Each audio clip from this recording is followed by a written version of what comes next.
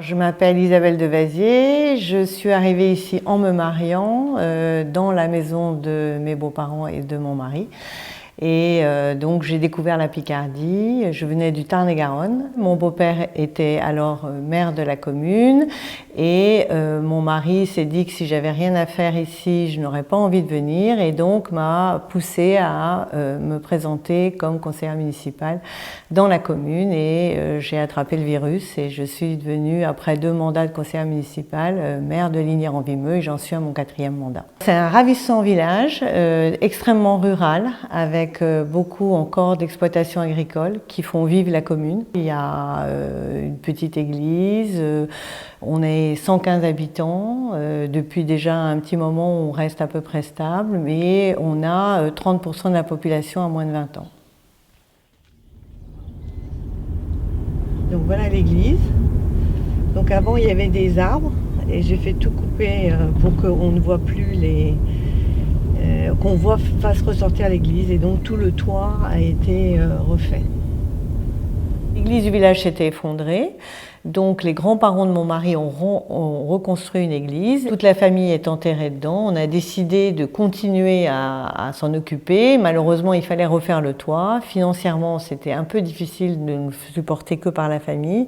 Et donc, on a monté une association de sauvegarde de l'église et avec la participation à la fois des habitants du village, de la famille, de la commune aussi, on a refait toute la toiture de l'église et donc maintenant c'est l'église du village, elle a toujours été, je ne suis pas sûre que tout le monde sache si elle appartient à la commune ou à la famille, mais ce n'est pas le problème.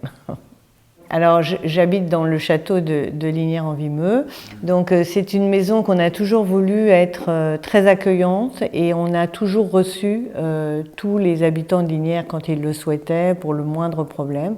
Et il y a une tradition dans cette maison, c'est que l'arbre de Noël a lieu, depuis plus de 120 ans, a lieu ici et tous les enfants de la commune viennent régulièrement donc dans cette maison qui s'approprie et on en est très content. C'est vrai, je pourrais être à la retraite. Je ne le suis pas parce que j'ai une activité professionnelle qui m'a toujours passionnée, autant que ce que je fais ici. Il se trouve que je travaille sur l'amélioration des chimiothérapies, que j'ai déposé un brevet et que c'est un peu mon bébé et qu'on est en train d'essayer de développer des essais cliniques chez l'homme.